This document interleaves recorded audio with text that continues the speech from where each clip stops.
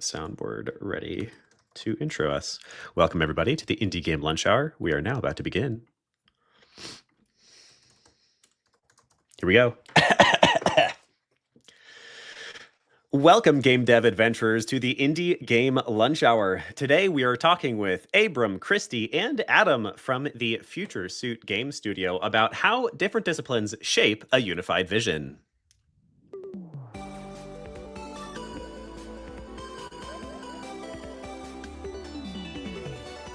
The Indie Game Lunch Hour. The very first little always makes me think of Dragon Ball. I don't know anybody else. Welcome to our live magical podcast where we give game developers the chance to hear stories of breaking in from industry experts, as well as directly ask them questions about their areas of expertise in the second half of each episode.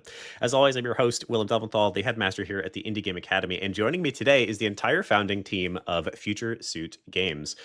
Future Suit is one of our 3 Foundry teams out of the Indie Game Foundry program, our new publishing arm.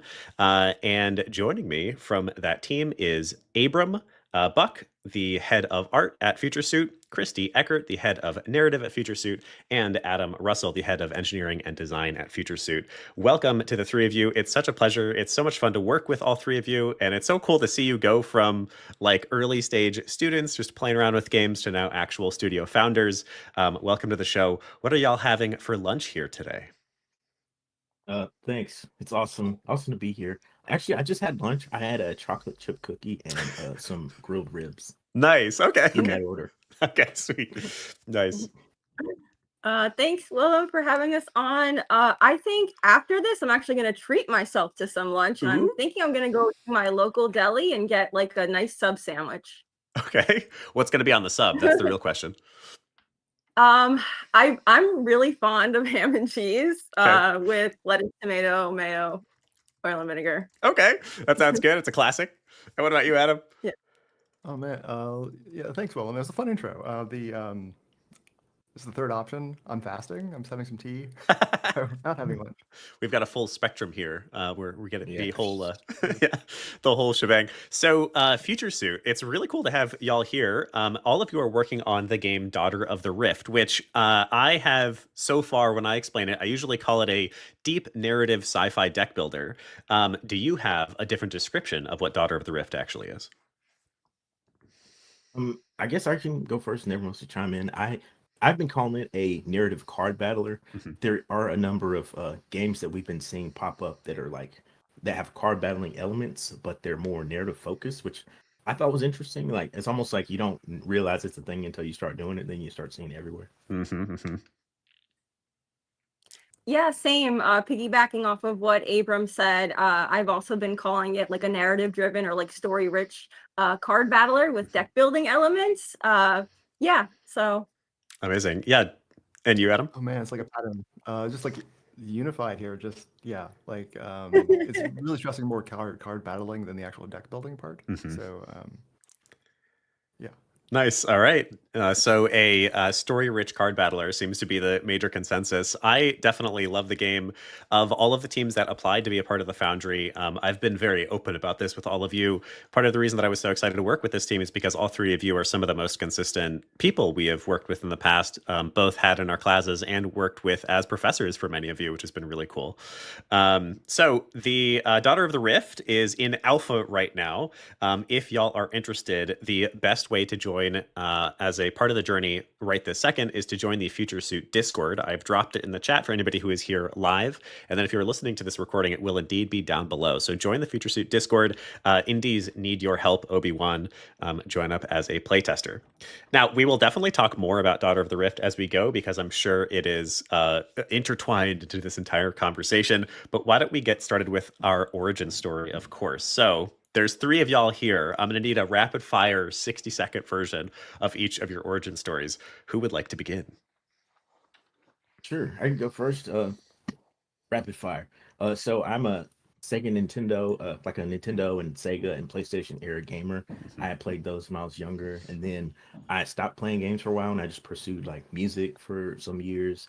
Then I pursued like writing and voice work. I had this podcast called The Dream Machine where I would tell short stories and Then I started really going into concept art for games after I kind of dabbled, and I was like, you know what, I actually like being an artist, best of everything.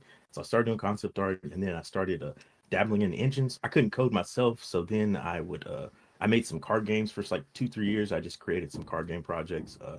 Found out that marketing is a thing, and you can't just make a project and put it out there and it sell.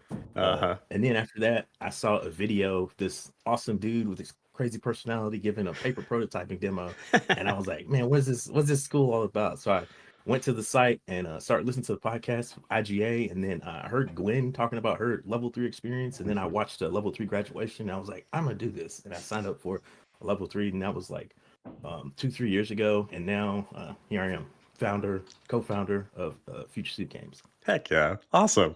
All right. That was sufficiently rapid fire. Thank you, Abram. Kristi or Adam? I can go. Similar to Abram, I've lived kind of like many lives. I started out, I was going to be a teacher. Then I pivoted. I was a dog groomer for a long time. Then after that, I had a successful career as a copywriter before pivoting over to the gaming industry about 2.5 years ago now. Where I found IGA. I attended the level 1 class, and kind of like the rest is history from there. I never left the space. I kept, working on indie projects, met these guys, and here we are, Future Suit Games. Heck yeah. And Adam? Yeah, for me, originally I had an engineering background, did some electrical and mechanical stuff. Just wasn't for me, so I switched over to film. I worked on a lot of film projects for many years. That wasn't paying the bills, so I eventually moved over to coding and really got into that. Been doing that for many years, mainly front-end development. But I always loved games. I did, as opposed to consoles, I did a lot of PC gaming, a lot of thinky stuff, and had a terrible, terrible board game addiction the past couple of years, which has slowly subsided, which has been nice. I don't think board game addiction is real. Oh no, it's like it takes up so much space and time. Like that's a toxic aspect of it. I have like 6 walls full of board games, and I still want more. Yeah. And, it's too many. But I just was looking for like game courses. I always wanted to make games, and I stumbled upon IGA, and I attended. I usually have my video off or something. These things, but I attended. You had a cookie clicker class for like one thing, and I just saw like everyone was like, the vibe in the class was just really, really nice and really, really good, even for something online. And so that made me think of, let me look at more of this. And you had a level 3, which is I can program. I can skip level 2 and just go straight into level 3. I did, and that's where I met these two. Nice. That's so awesome. I love that. I didn't intend this to be like an accolades for IGA, but I love that all 3 of you went through that, and that IGA managed to lead you guys to founding. You really are out on your own now, though. We're of course helping you out as best we can in Foundry, but it's been wonderful to see the 3 of you, work through in this professional environment. So why don't we move on to the topic and get some of your expertise that you've learned as you run Future Suit Games. The topic being how different disciplines shape a unified vision. Definitely one of those things that can be very difficult for a new studio founding team. I, as a designer myself, and as a design leader, as I get a little bit further in my career, I know very intimately how difficult it is to keep a team on task and even to keep a unified vision. Both we're talking like sort of team dynamic, like what is the vision of our team? Who are we? Why does it matter? And then also, of course, the game's vision. What are we trying to create? What are we trying to compel our players to feel? Keeping everybody on the same page there is a dramatic, unending journey. So give us some of your tips. How do different disciplines shape a unified vision? Well, before we dive into that, I just really do want to drive home one point that us as a studio, like our story, like our different stories, and then us coming together really is about holding on to worthwhile connections, good working relationships, persevering despite the odds, like really being stacked against us many times, and coming full circle to make something really special by partnering with an organization who helped us get to where we are today. So yeah, I just want to drive that home. But yeah, in regard to like shaping a unified vision, I think a big part of it is allowing our disciplines to inform the other, right? So letting our other disciplines come together to actually create the vision. For instance, like the writing informs the art, because I'm writing these character profiles, Abram is reading them, and then he's creating these characters based upon kind of like what he is reading and how he's interpreting it. So he's using my writing to inform how the characters are being created. And then as well as the programming actually informs what I can do as a writer, what the player facing text can be, should be, and will be, is based upon the constraints that, you know, Adam and I are collaborating on, like how things can be implemented in engine. So I think part of shaping a unified vision in terms of like developing out our game is that we let each other's disciplines inform and drive and shape the others. And to and to add to that, I think my experience like helped me understand like I've always been like an advocate for like writing first. So like I would be like I always say things like cool characters come from cool stories. So in a way, it's like I feel like we jive naturally just because I feel like writing is so important to like coming up with cool ideas and cool characters. Um, One other thing I wanted to add to that is just I think one thing we're good about doing is like hearing each other's ideas out. And actually, I learned this from Adam when we were in level 3. He did this thing that it was crazy to me because it was ideas that we knew we were not going to pursue, but he took the time to like ideate on them, try to fix the weaknesses, talk about the strengths that were good or bad, and we knew it's like I was like, okay, I guess we're going with this game now. But then it came to like after the end of this long discussion, it was just like we're not going with the idea, but we were just exploring it. And I feel like that made people like even if your ideas wasn't picked, like that going through that process of exploring your strengths and weaknesses, how to make it better, even if we don't go with it, I feel like it fulfilled that person's like even though we're not going with the idea, we took the time to actually like talk about their idea and show that it mattered and like actually just go through the process of if we were going to do it. Yeah. Yeah, because for me, like ideation is like the most fun part because there's no rules. You can do whatever you want. There's no ramifications for whatever. So just hearing other people's ideas is like it's a lot of fun, kind of playing with it.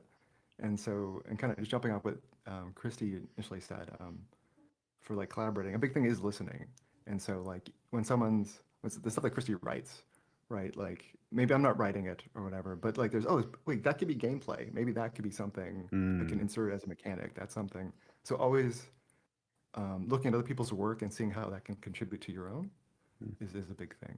I've been not succeeding at that recently, but like I always strive for that. But it's sometimes hard to do. Yeah, teams are never, it's never perfect. There's always a bit of a give and take, and there's always moments where you're like, I really didn't feel like they listened to me there, but a little bit of that's okay. But yeah, sometimes it's like it's just subtle, just like you're always on the lookout for like how can I use that thing that they made or created. Yeah, what I'm hearing, I think a lot of this is, I would summarize into 2 words, I think. Number one is like just straight up listening, good old listening. I'm sitting down, I'm making sure I'm giving space. I am actually listening, I'm not preparing my response, And then secondarily, I think is trust and trust building. So you are, all 3 of you, it sounds, are very invested in making sure that the other people on your team both feel heard, feel trusted, and then also that you are sort of putting best foot forward and making sure that you are building trust, and asking for the others to build trust with you. Does that sound accurate? Yeah. Yeah. It's a great way to And put it. I think a lot of that comes from like us having worked together in the past, like on multiple projects. Like, there's a lot of growing pains when you're working with new individuals. And I think when we were first working together, like on projects like Be Brave and Meteor Down that we first did when we were together in level 3, like we've evolved since then. And like through that evolution and through like working together on multiple projects, like that trust and that rapport with each other has built up over time. So it didn't happen, overnight. And there was like a lot of like trial and error. And but now we know each other. We've come to a place where we have like a very good kind of like working dynamic where we're not afraid to like share ideas. So yeah, absolutely. I wonder if Yeah. Oh, sorry, Adam, go ahead. No, just one thing from our origin stories that might have been missed was just like after we did level 3 together, right? But then we parted ways. Like we didn't really talk. We maybe kept in touch, but we kept in touch. That was the important part, and we kept doing other projects and kind of crossing paths. And so when we did the Foundry thing, that's like, hey, we still knew each other. And Yeah. talked to each other. You had that foundation of some degree. By the way, someone in the comments, Andrea, has just mentioned you're the team from Meteor Down, question mark, question mark. It looks like it had so much potential. That's maybe a lesson learned. Y'all did work together on a pretty cool card battler already, and you built it in 4 months. So maybe that's something to advertise a little bit. All right, so I have a question, philosophical here. A comparison that I bring up pretty often is what level of collaboration is quite right. So I feel like I've seen teams, especially on the more like AAA or AA side, where a lot of their process, a lot of what gets approved, a lot of what gets even suggested when we're talking about ideation is fairly formal. There's very strict, maybe not strict, but just well-documented guidelines about where ideas come from and how you actually pick which ideas get implemented. And oftentimes it kind of gets subtracted from the main team, especially in those larger companies, or more air quotes here, professional companies. And a lot of the highest level decisions at least get passed down rather than discussed as a team like you're talking about. On the other end of the spectrum, I love to bring up Coin Crew Games. We had them on the podcast some time ago, and their episode really stuck with me for whatever reason. When they're ideating, it is an incredibly informal process. They're just shooting the shit, and they're just having fun. And if something makes them giggle, it goes in the game, and that's about as far as it goes. I got to chat a tiny bit with Sven Vink about this as well. And I asked him how they handle creative dispute or just ideation. How do you choose what actually goes into the game?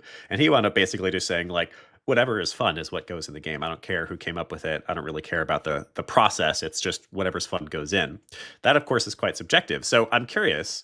I think part of having a unified vision is having some kind of process, however formal or informal it might be, that allows ideas to coalesce and get through some kind of filter and gives you some kind of decision-making power for what actually goes into the game. So I guess to summarize it, make it a little simpler, how does your team, where do you feel like you fall on that spectrum, and how does your team decide what actually goes in the game and what gets cut? Yeah, I guess I can start because actually I haven't. Well, from my perspective, this is what happens. From my perspective, it's like it's very informal, but in a way, it's like a process that we follow. But like no one actually said, let's do it this way. We kind of like talk about ideas, and if we have feedback from like outside player, like play testing or something, we'll incorporate that into our decision making. But a lot of times we'll talk about an idea, and two of us or one of us will really like this idea, and you pretty much you have to sell the idea to other people. So you're selling your idea, and you're trying to get buy-in from the other team members, and generally that's pretty much like what you're doing. You're pitching your idea, you're showing examples, and to an extent I feel like as an artist I have an advantage because I can find visuals to show or make up visuals. But I do try to like help, like whenever someone else has an idea, I'll try to like find stuff to show visually and be like, is this what you mean by your idea?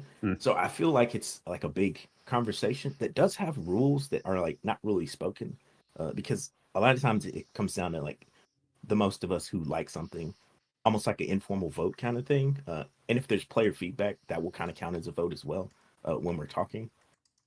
Not formally, that's how I perceive it. Like it's very informal, but there are rules. Yeah.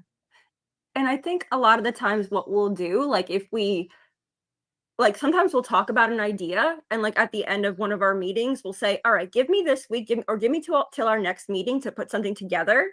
So then we can all come back and then like discuss it. So for example, early on in the ideating process for Daughter of the Rift, I sort of like was trying to come up with like different like quest design ideas and how like the narrative could play out like in that kind of like structure. And so what I did was I asked them, I was like, hey guys, give me until next meeting. Let me, think up of like a pseudo quest, how this could possibly go, and then I'll present it to you, next time. And that's exactly, we do that like back and forth all the time. I think, Adam does it with his ideas, Abram does it with his, and we do this a lot of times in like a collaborative space like Miro. Sometimes it's conversation, but a lot of times we'll like put it down like in documentation. Another thing that we do is that at the end of every meeting, we say what we're going to work on for next time. and then kind of we follow through, and then we present not necessarily an idea, but like progress, like the next time that we meet. So if I say, hey guys, I'm going to get this, quest written by this next time, the next time comes around, I'll say, all right, this is what I did. What do you guys think? I'll summarize, because a lot of times just reading through like a whole body of text is a lot. But I'll summarize, and then they'll give me feedback and whatnot. And I feel that we do this, like rhythmically. Do you use a formal sort of Scrum framework where you're meeting every 2 weeks, and that's when you do these sorts of check-ins, or is it a little bit more loose than that? We do have meetings on a regular basis. I wouldn't say it's everything we do is informal, but there are like rules. If you look into it, there are rules, because I had trouble communicating early in life, and I had to learn there's all these unspoken rules in conversations. So even though if there's like people say they're not rules, there are rules there. We're just not saying they're rules. Awesome. Yeah. Like we're always respectful. Oh, sorry. No, you're good. We're always respectful of each other's ideas, and I think maybe that's one unwritten rule. Like, and I think that's where our trust kind of like really stems from. We're not scared to speak in front of each other because we know that we all respect one another. Yeah, I think that's a sense that I'm getting from this team, which is like, one, I feel like the personalities match. Like when I'm in a meeting with the three of you, it's chill, it's good vibes, yeah, it's calm, and I also feel like there's genuine room to air grievances as well, which I think is really wonderful, and is something that can maybe lack from a team that's a little bit too, air quotes here, too kind, which I don't really think is a thing. But I think toxic positivity is real. We all know that. I think you guys have done a great job of first of all just finding co-founders that I think work well with you, and that's something to call out for anybody who's thinking about starting a company. Your co-founders are very much they're almost like relationship partners. This is your long-term investment of a human, and so it had better be somebody that you can get along with. Okay, and I think it feels like the three of you have managed to do that really well.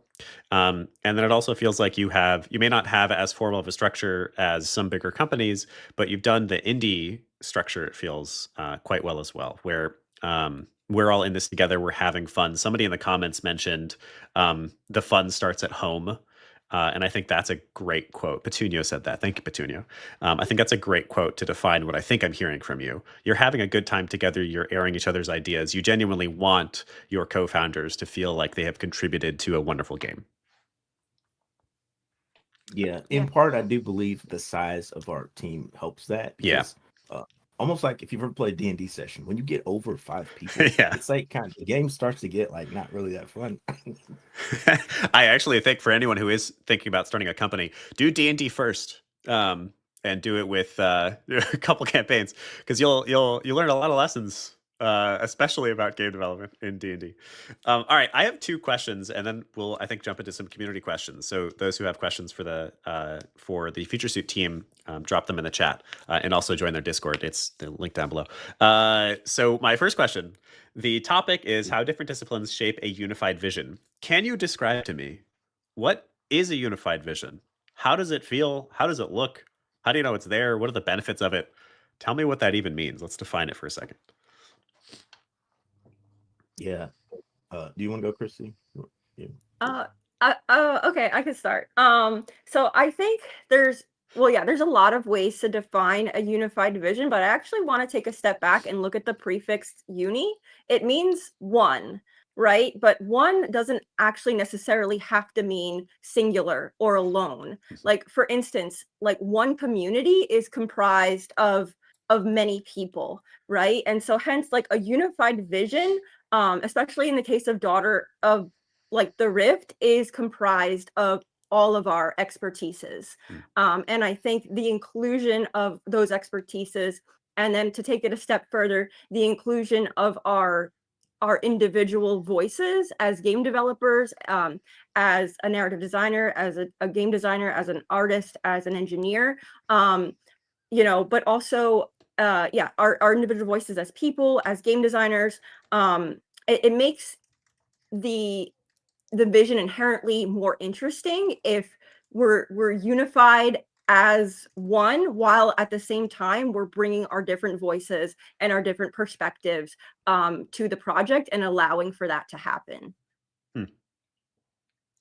That's interesting. I think the concept of we are different people and that's good, and also the vision is unified. It's one vision. Those are both good things to hold in tandem. I think the game industry does a pretty wonderful job for the most part. The game development industry is maybe what I mean, of celebrating diversity, both of mindset and of just like humanity, the different ways of being diverse. And I think that that's something to never forget. It is really frustrating sometimes, as somebody who has solo founded and co-founded before. It's really frustrating sometimes how much bureaucracy you can wind up with on a team where multiple people need to make a decision together, where it can't just be one person saying we're doing this. There absolutely comes some stress and negatives with that, because you will inevitably disagree, and then handling that disagreement can be a whole thing, and handling people's feelings is a whole thing. But the benefit of it is that at the end of the day, generally, once you get through that part, the decisions are better, because different people have different mindsets, and different people have different areas. Both we're talking like disciplines, but also we're talking just like aspects of life or aspects of the game where their decisions may wind up actually being the right one. A simple rule that we created when I founded my own studio, the Delph Bros, was if somebody puts their foot down, we literally use that as sort of a keyword, key phrase, then you listen. So we would have moments where somebody would say, like, I'm putting my foot down on this one. And we would go, oh, okay. Like, let's pause and talk about it. And we were good about not overusing that. But so, for example, my oldest brother fought really hard. We were just talking about diversity, for having a really heavily diverse cast of characters that you can play. It's a tabletop RPG. So for instance, like our bearded dwarf woman is one that we now love and the community loves, and we're so happy we put into the game. And it's something we almost didn't have, and we only had because my brother put his foot down about this cast of characters and how he felt like it really needed to be representative. That kind of moment where you are acknowledging that the individual may have something to contribute that the team can't, the collective can't contribute, while also striving for a unified perspective, feels like another good lesson from this team. All right, so I have the opposite to ask before we get to community questions. We have a unified vision and what that looks like. What does a disunified or disparate vision look like? What is the bad? How do you recognize that perhaps your vision is not quite unified, and how do you escape that? Yeah, I guess there have been some times, and you know what? It's I feel like it just kind of, it'll just come up sometimes. Like we'll be working on something, and then like someone will be like, hey, I really feel like this needs to change, and they'll bring it up several times. For me, that's the cue. When someone brings something up several times, then it's like there's something wrong, and we gotta like fix it. And I feel like people are good about that. I'm good about that too. He'll bring something up.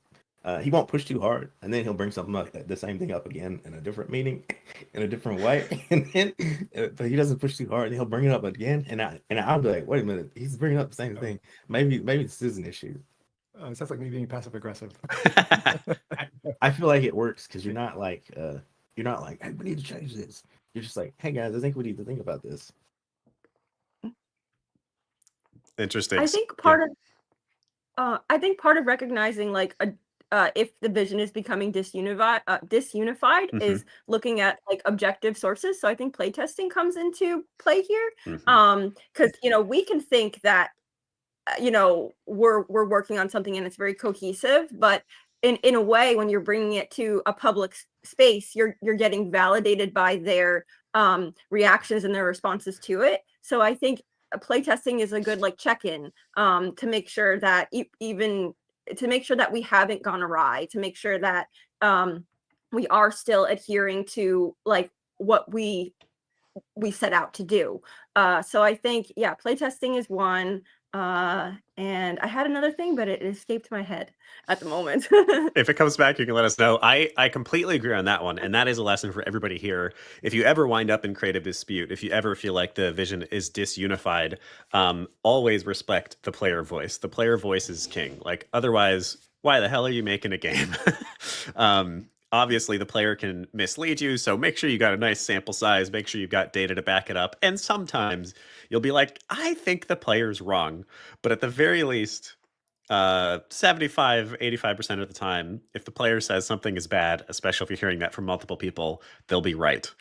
Even if they don't know how to solve it, they often will at least sniff out that something is not quite right.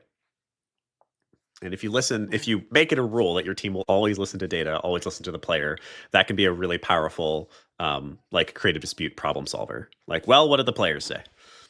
Well, what do the players want? I'm going to do one last question, then we'll do community questions, because Rick from the comments has a good one here. Visions always need a North Star as the magnet for decisions at every fork in the road. I think that's really true. That's part of the reason that game projects will often have a creative director or somebody who is making sort of final creative decisions. On a team like yours, where you don't have somebody like that, what would you define as your North Star? I would say, I feel I use the story as my North Star and try to figure out what our audience is, because we talked about that before, like who is our audience, and when we find out who our audience is, we need to figure out how to lean into that audience. But a lot of times I will focus on I'm like, where's the story going? Does the gameplay support that? But they may or may not have different opinions on that. I think I agree with that. I think impact is a big one. I don't want to speak for Adam and Abram, but I think for me, I want to affect our audience in some way, and I want our disciplines to join together to be able to elicit that impact. So I think the North Star for me is, am I writing the story in a way that is impactful? Am I not forgetting to let Abram and Adam's disciplines like inform what I am writing? And if I am, then I have to take a step back and think.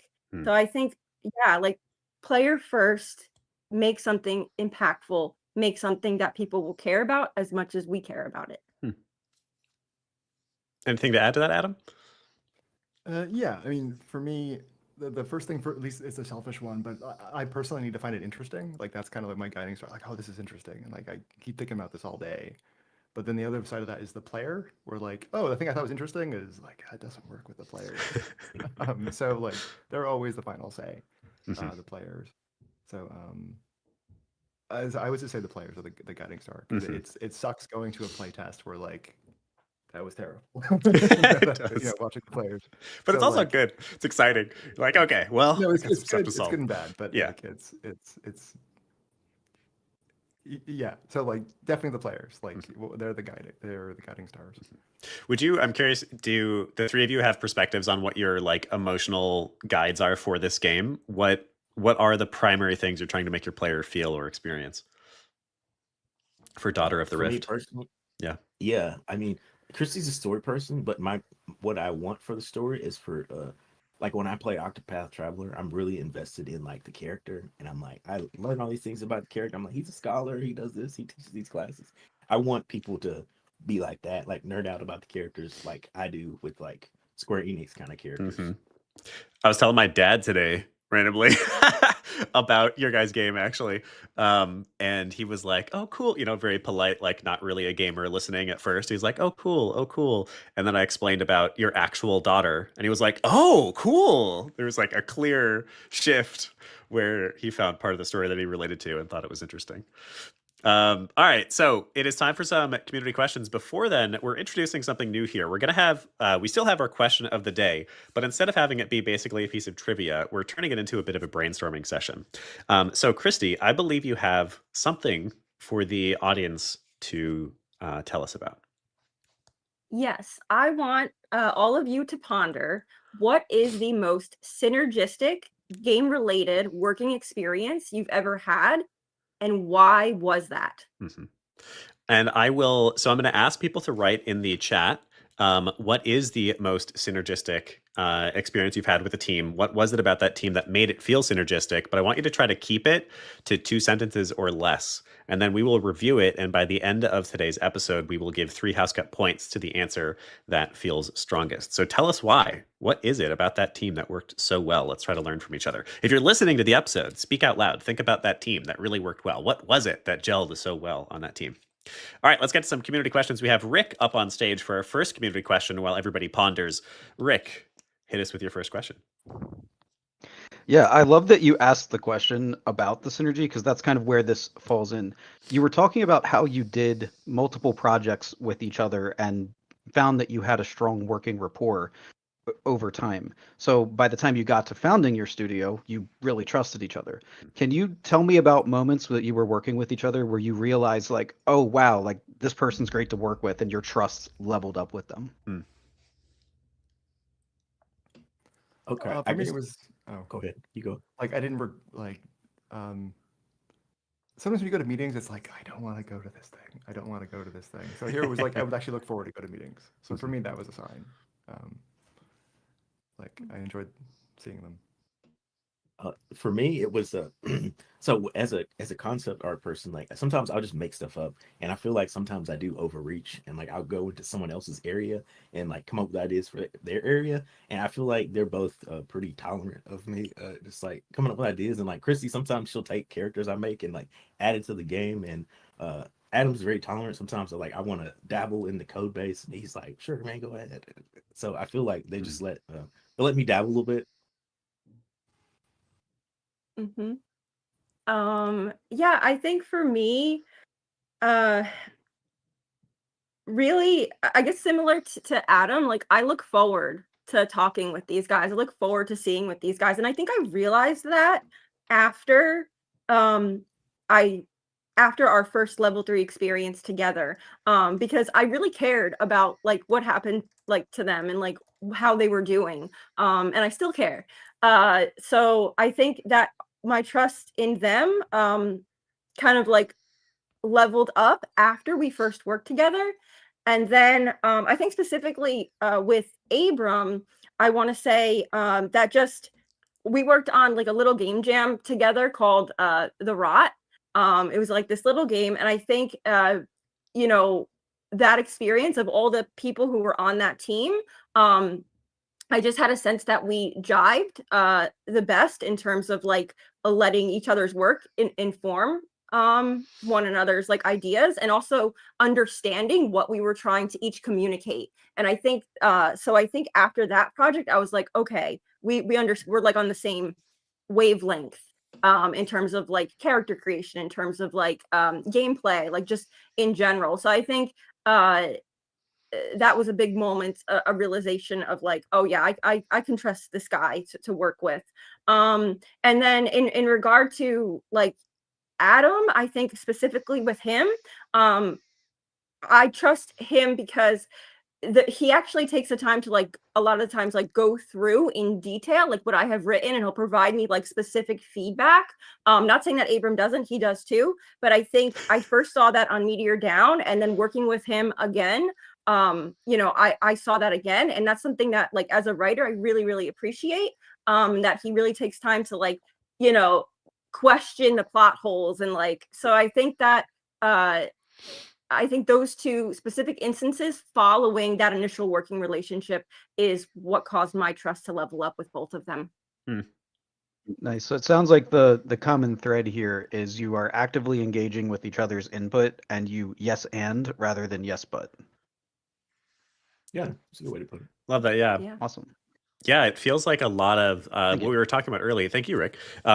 It feels like a lot of what we were talking about earlier, where you are deliberately seeking, you know, a trust environment, a high trust environment, and deliberately like taking active steps to create it. And that's really cool.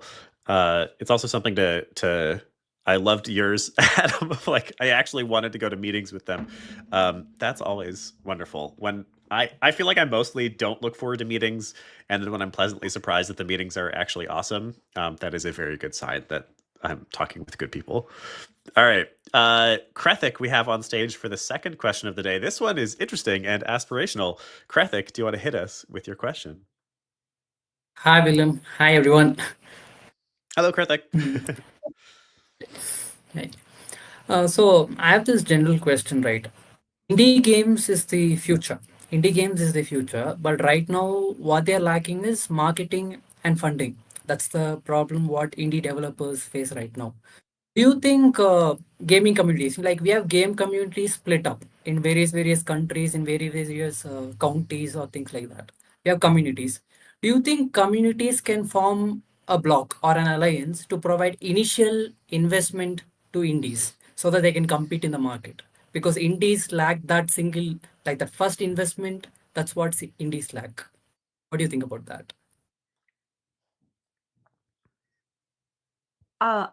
I think that developing a community is incredibly important because then I think if you develop a very loyal community and like share your work early with them and really try to get them involved in the process, then once you like start something like a Kickstarter, you could take that community to that Kickstarter and say, hey, you love what you've been doing so far, or you love what we've been doing so far, but now you can actually help us get across the finish line.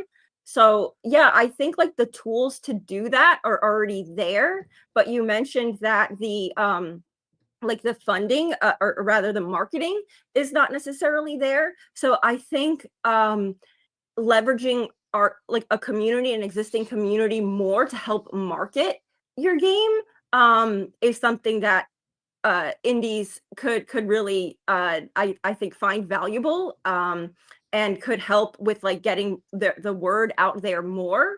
Word of mouth is very powerful, I think.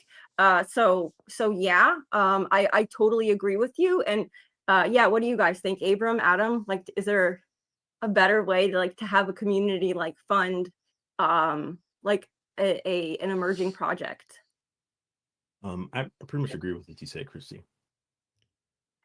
Yeah, it's not, and like I don't know if this makes any sense, but I've always had this like weird fantasy of like if you had a bunch of indie studios working together, they all did their own projects, but they all kind of contributed to a whole. So you can kind of other indie studios are also, it's like a collaborative effort between different studios, but you're doing your different projects. So sort of related, but that's my comment. There's a platform that's kind of interesting called Kiva. I don't know if people are familiar with it.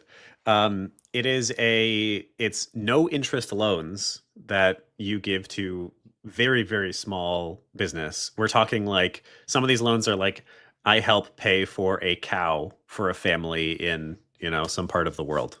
And that's the investment. And there are no interest loans, meaning you're not making any money from it. So you're almost like, it's almost a donation or something. And at best, you're making your money back. And there are times where you don't make your money back.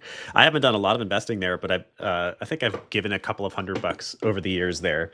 And I've always thought that that's really interesting and kind of beautiful. It's like somewhere between crowdfunding and just straight up donations.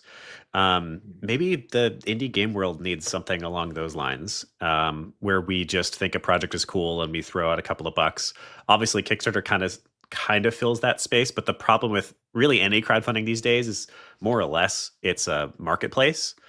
So you're basically buying a game, which is not that much different from just getting it on Steam, a year or so from now. So interesting question there, Kritik. Does that do you feel like that answered your question? Do you have any additional thoughts you want to throw in? Oh, I nothing, William. Oh, so sorry. Oh, no, I'm sorry. I think the inverse could be really, really interesting. Like instead of like an indie studio building the Kickstarter for the game, it would be really interesting to have the community build something like a Kickstarter and get community funding to then gift to the indie studio. They run I a think that Kickstarter could for be, like a fund. We're gonna fund 10 indie game studios. yeah. Intriguing. Putting my pinky to my mouth for a second here. Awesome. Thank you, Kritik, for the thought-provoking question. We've got one more question, then we are going to do our community question wrap-up and close for the day. So, Rick, would you like to hit us with your second question? Yeah, so you were talking about all of the ideas that get presented and how you sort through, like how do you decide if an idea is good or not? I'm curious about the opposite. In what is your criteria for when an idea is presented, but you should probably reject it? Collectively, I think we're pretty good at like just being honest if we don't like someone's idea, but we're not like brutal. It's like you explain the reasons you don't like it, and I feel like I try to and I feel like we all try to help each other. Like if there's a bad idea, we're like, how can we make this better? And if it doesn't get to like a certain level where it passes like a vibe check with all of us, then it's like it kind of gets eliminated. I don't like the word eliminated though. It sounds harsh, but it gets put on the back burner because sometimes we resurrect ideas.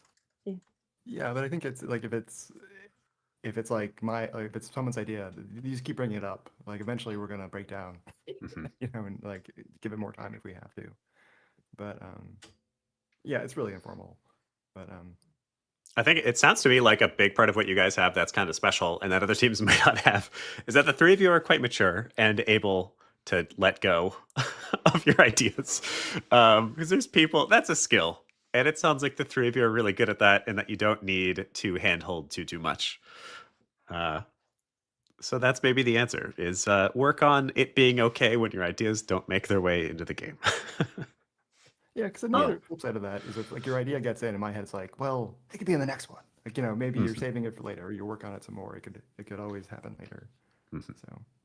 And also like an awareness to a degree of like scope. And obviously as we get more experienced, we become more and more aware and kind of like better able to identify like when we are hitting like a scope creep situation.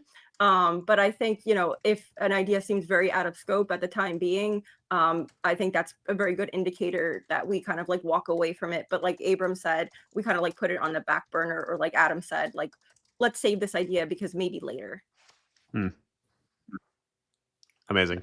Does that answer your question, Rick? Yeah. It's nice to see like what they consider the criteria for like, hey, maybe we'll put this on the back burner. Awesome. All right, so let's wrap up. We've got 3 things to do before we say goodbye. The first is to give out some house cup points. So I'm going to do a summary version of each of the answers. We've got a couple of answers here about which team you felt the most synergistic on and why. So Wendy says one of their best experiences was during a 1-week game jam where they served as a producer along with a narrative designer. Even without an artist, we kept momentum high through clear communication, mutual respect, and a shared commitment to delivering a compelling experience. Winding Wizard, welcome back, Winding Wizard. We love having you here so often, says everybody being open-minded and allowing folks to explain their ideas and take constructive criticism and just be able to discuss why things work and why things don't. Communication is so important, and if you don't have that, the project really starts to flounder. Isaac says, probably my team with Quantum Game Jam because we had a dedicated project manager. Boy, that can make a difference. Victor says, most synergistic experience, someone doing everything I say. So which of those would you like to award some points to? Personally, I like the one with no artist because I'm like, that's brave to like make a game and not have an artist. That takes some bravery. Does that sound right to you, Kristi, and you, Adam? Yeah, I'm between that one and Winding Wizard, kind of like emphasis on communication. But yeah, like when you feel like your team is like missing an element, but finding a way to work around that, I think that's pretty powerful. So yeah, I'm gonna align with Abram on that. Right. So you have 2 out of 3. I have a hard. A hard time keeping all of them in my head at the moment. So, Sure. But but definitely, yeah. If you have to, those tough times, like where you're trying, like we don't have this thing, like we're at a disadvantage to anyone else, and having to work through that, like that can really bring people together. So I can definitely see that happening. I agree. I'm going to make the executive decision to give both Wendy and Winding Wizard some points. Winding Wizard and Wendy, you have both earned 3 House Cup points. Let us know if you would like to give those to Warrior, Ranger, Rogue, or Cleric in the chat, and we'll get you hooked up. All right, it's time for us to wrap up. The 2 things we like to do before we go are, of course, our homework. So, Future Suit Games, join their Discord down below. What would you like to give as a homework assignment that the audience can do in the next week? Take them about an hour to practice some of what we discussed here today. I think Kristi had something prepared. I do. Okay, so I would like you all to reach out to someone in your community or maybe even outside your community. Take this as an opportunity to network, whose discipline in gaming is different from yours. Ooh. And ask questions about how your discipline can best support theirs, and then post about what you've learned from that conversation. Ooh, I love that. There's a little bit of networking baked into that. So hit up somebody who does a different job than you, a different discipline, a different area of game development, and ask them how your workflow might incorporate their own, might better support their own, and then post about it for us. We love to see this on LinkedIn. So you can tag us, Indie Game Academy, with your homework assignment. Tell us what you learned, and you can tag Abram, Kristi, and Adam, and we will get a little bit more for you. BitBen Games in the comments says, "Hey, hit me up. I'm a game designer." So there you go. Y'all know who you can network with now. All right, it is time for us to wrap up. The very last thing is to give you a space for any last words of wisdom or anything you would like to plug. A Daughter of the Rift. Plug that. Join their Discord, play their game. They're going to Kickstarter come October or November. Yeah, I just want to say one, thank you again, Willem, for having us on this incredible podcast. And thank you to you and to IGA for really believing in us and pushing us forward and really allowing us to have a platform for our skills to grow, to meet people that we now work with professionally. I just think that yeah, this is a really, really special community. I definitely value it so much, and I'm really, really yeah, I'm just really excited for what is in store in the future for Abram and Adam, and myself. And I would love for everybody to join our Discord, to follow us on our socials. That would be really, really awesome. Yeah, I think that's what I want to say. Oh, Adam or Abram, do you want to add anything there? No, thank you. This was great. This was a lot less nerve-wracking and I thought it was going to be. So this was fantastic. You're a great host. Yeah, as someone who's listened to this podcast for years, I feel like it's pretty awesome to actually be on it. So I want to thank you for marking that off my bucket list. Heck yeah, we'll have you back again for sure. Well, thank you so much. It is truly such a pleasure. It is always a joy to jump into meetings with the three of you guys, and I'm so excited for Daughter of the Rift. I love all three games that are coming out of Foundry. Look forward to Daughter of the Rift, The Box is Alive, and Whiskers, Wizards, and Wands. Y'all will be launching them all next year. But this is the game that I expect to become the most addicted to. I love my deck builders. I love my deep narrative sci-fi games. So I expect to play every little corner of this game, and I can't wait for it to actually come out. And thank you to the three of you for being as wonderful of humans as you are. There's a reason that we took you. Actually, this is maybe something that I didn't even tell you for the audience to be revealed together. I was sitting at a coffee shop when we were deciding which teams to accept into Foundry, and you guys were one of the ones that was in contention but wasn't yet confirmed. We were like, okay, who's going to be the last few teams? And the thought of not empowering the three of you in particular, like you three humans, hurt too much for us to not accept you. So it was actually less about the game. It was more like these three people need the chance, basically, because of who you are. So happy to have you here. Thank you for giving us this wonderful episode of the Indie Game Lunch Hour. And everybody, follow their Discord, join their Discord. You'll be able to go play the alpha of Daughter of the Rift pretty much right away. They host play testing pretty often, and then you'll get yourself in to give feedback and ideas and help them make this game a reality. All right, I think it's time to say goodbye. Thank you, everybody, for coming here. We'll be here again every Wednesday, 12 p.m. Eastern Time. Join us for the next one. There are links to anything we mentioned in the chat down below. Thank you, everybody, and have a wonderful day. Game over.